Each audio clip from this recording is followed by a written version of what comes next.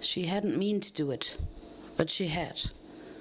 The anger and hate that filled her so completely moments ago before fled from her now like water from a broken bucket. Now that it was over, all she could do was look down at the unmoving form of her little sister and the pool of blood which had formed around her small, delicate head on the place where her skull had struck. She hadn't meant for this to happen. All it had meant to be was a harmless shove in the midst of an argument with her little sister. Such things were normal, weren't they? Sisters fought all the time. It was practically a cliché. People expected this. No, people didn't expect this at all. Fights among sisters didn't end like this. Applejack looked around the back porch. The air was bitter with the oncoming chill of autumn, and the apple trees that populated much of the space on the property were already turning shades of red and gold. She shivered, but not from the chill in the air. When she was sure that there was no one around, she stepped down from the porch and got down to her knees. She looked at Apple Bloom. Her eyes were still open wide, even in death, frozen in the state of surprise that had come from being shoved so hard. No, she hadn't shoved her that hard, had she? Applejack played the memory over and over in her mind, trying to convince herself that it really hadn't been her fault. Finally, she forced herself to stop. Again, she looked down at her little sister. With a soft movement of her hand, she brushed Apple Bloom's eyes close, and then, giving the area one more wide sweep with the eyes, she picked her sister up in her arms. She was so little. The blood from her head dripped and soaked into the cloth of her button-down shirt and trailed down her arm. Her eyes stung with tears of regret, but none flowed. Her mind felt like the mass of empty space, and the realization of what she had done seemed to collect in the bottom of her skull, like the final gulp of sweet apple cider. She walked quickly into the trees and didn't look back.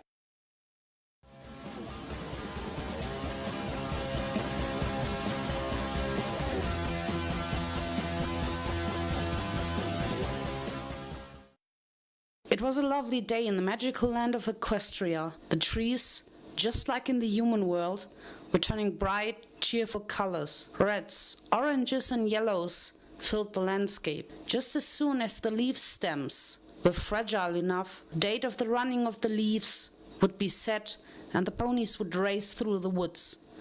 With the thunderous force of many hoofs, the leaves would be broken loose. Applejack reared back and gave the side of a nearby tree a swift kick with her hind hooves. Apples fell through the branches by the dozen and collected into the baskets she had set at the base of the tree. Heaving a happy sigh, she wiped the sweat from her brow with a hoof, and then, with the smallest grunt, she took the fullest of the 3 baskets onto her back and walked it over to a waiting wagon. She fitted herself into the harness and started pulling the wagon back to the barn. She would be back for the rest of the baskets soon enough and would get back to work filling them, but they could wait in the meantime. Free from her work for the time being, Applejack let her mind wander. Princess Twilight Sparkle had been gone for the last 3 days, helping Sunset Shimmer with a problem that had cropped up in the human world. It had been keeping the princess very busy, and she had only been back long enough to contact Princess Celestia and inform the 6 of them, Spike included, that she would be staying in the human world a bit longer while they tried to figure the problem out. Rarity asked what in Equestria could be so wrong that it took her this long. Pinkie Pie butted in, just as cheerful as always. Oh, let me guess. Is it the sirens? No, Sunset Shimmer. No, she invited you. You're dating First Century? Twilight, how could you? Twilight's cheeks flamed a bright red over her purple fur. No, Pinkie, that's not it. Rainbow Dash cut in.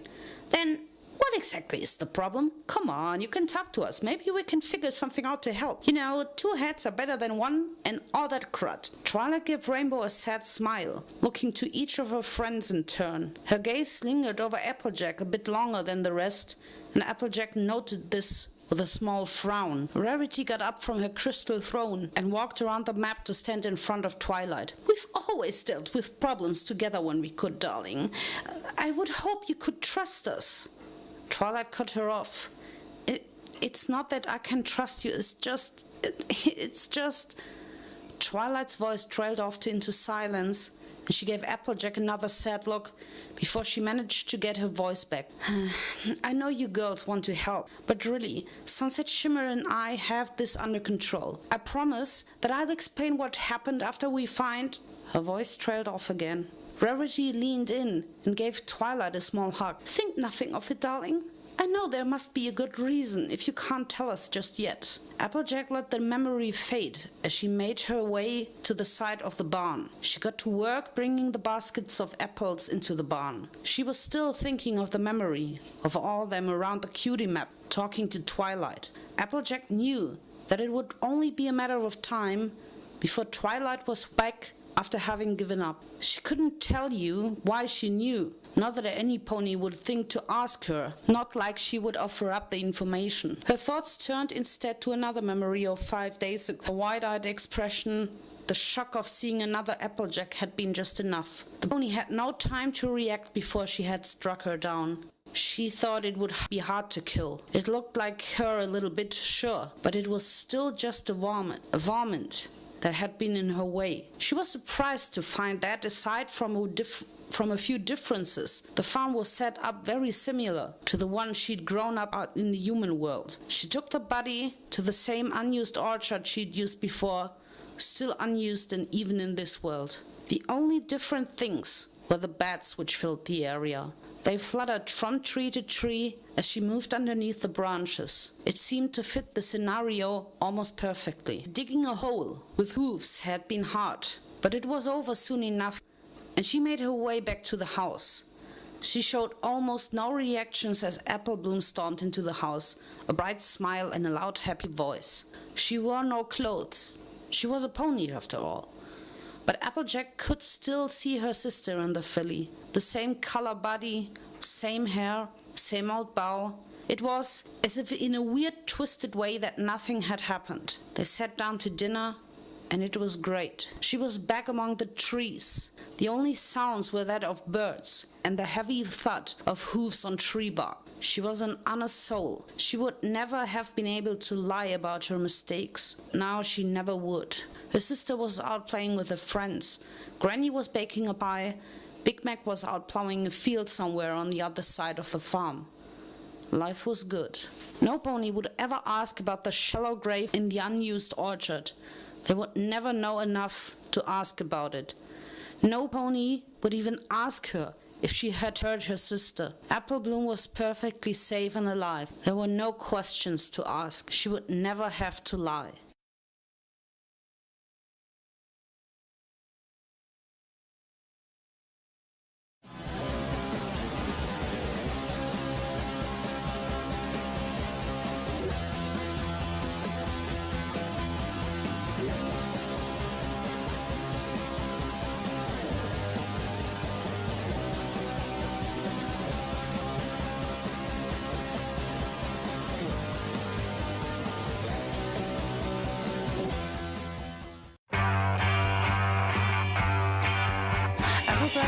Trying to conceive herself, it had